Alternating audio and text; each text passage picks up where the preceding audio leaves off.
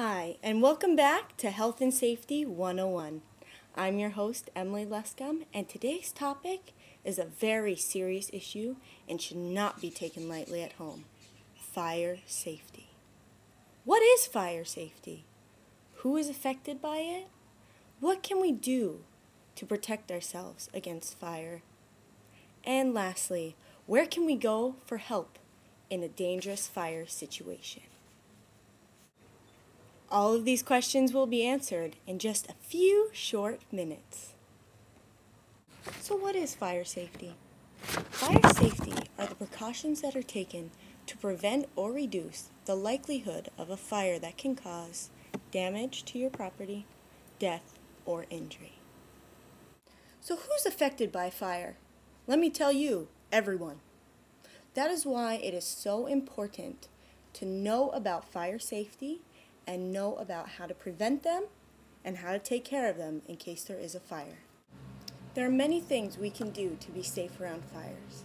The first one is to make sure that your home has a working smoke detector. The batteries are located in the back and they fit in just like this, and press the button up at the top and it should blink red and make a really, really loud noise. Make sure you check these batteries once a month. The next thing you can do is to make sure that matches like these are put in a place where children are not able to reach them. The matches are inside like this, and with just one little swipe, a fire has started. So make sure you put these in a very safe place. In case there is a fire, the last thing you can do is to use a fire extinguisher. A fire extinguisher is a manually operated device for extinguishing small fires. To use it, you pull the key out like this, pull it out, and then you squeeze the handle down, and out the front squirts all this yellow powder to smother the fire and put it out. If you use this, make sure you get another fire extinguisher to replace it, because the powder will slowly leak out and so will the pressure. So if there is a fire 2 months down the road, you won't be able to put it out with this fire extinguisher.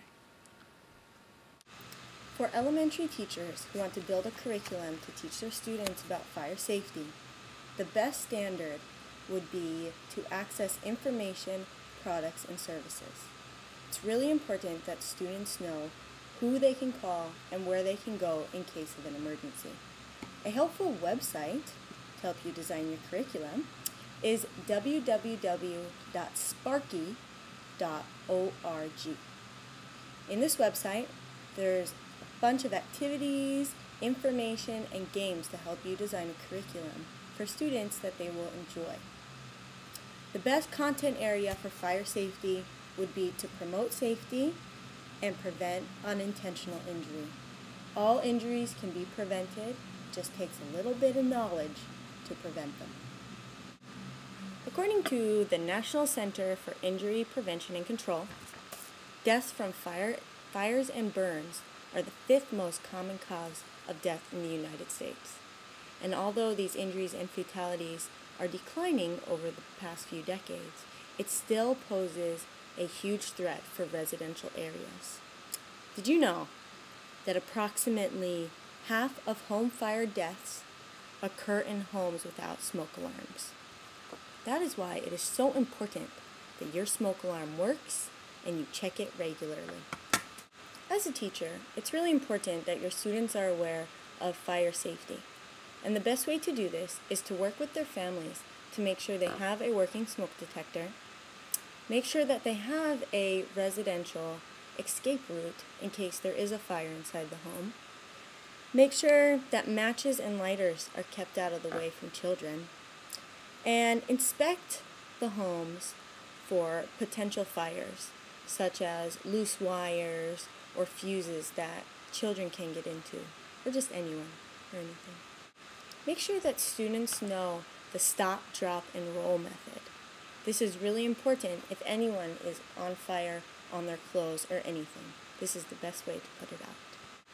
Make sure your students know that fires are not just started from matches and lighters. Fires are also started from fallen electrical wires or wires that are not plugged in. And fires also come from chemicals. So make sure students know not to play with chemicals and that they are put in a safe place. Well, look at that. We are just about out of time. Thanks for stopping in today. And now I want you to take this new information that you learned and go home and make sure you have a working smoke detector, you have a fire extinguisher that's not out of pressure, and that your matches are all put in a safe place. See you next time.